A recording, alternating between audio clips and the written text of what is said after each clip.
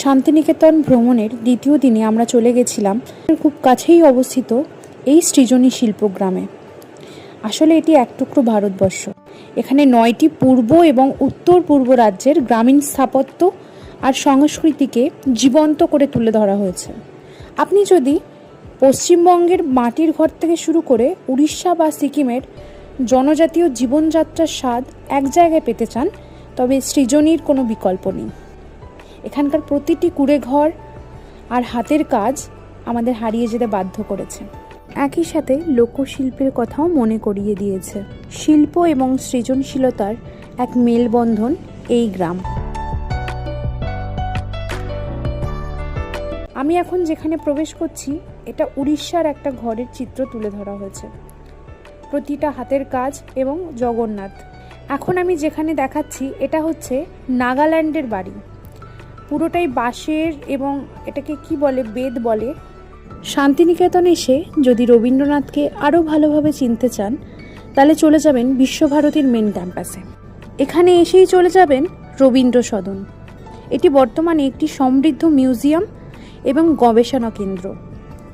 কি আছে এখানে? কবিগুরুর ব্যবহৃত আসবাবপত্র, তার আঁকা ছবি, পাণ্ডুলিপি, দেশ বিদেশ থেকে পাওয়া অসংখ্য উপহার এখানে সযত্নে রাখা আছে। আমরা সবাই জানি 2004 সালে রবি ঠাকুরের আসল যে নোবেল পদকটি, সেটি চুরি গেছে। বর্তমানে এখানে সুইডিশ একাডেমি থেকে প্রাপ্ত এই পদকের একটি রেপ্লিকা রাখা আছে। শান্তিনিকেতন ক্যাম্পাসে রবীন্দ্রনাথ ঠাকুরের স্মৃতি বিজড়িত যে 5টি প্রধান বাড়ি রয়েছে, সেগুলোকে একত্রে উত্তরায়ণ কমপ্লেক্স বলা হয়।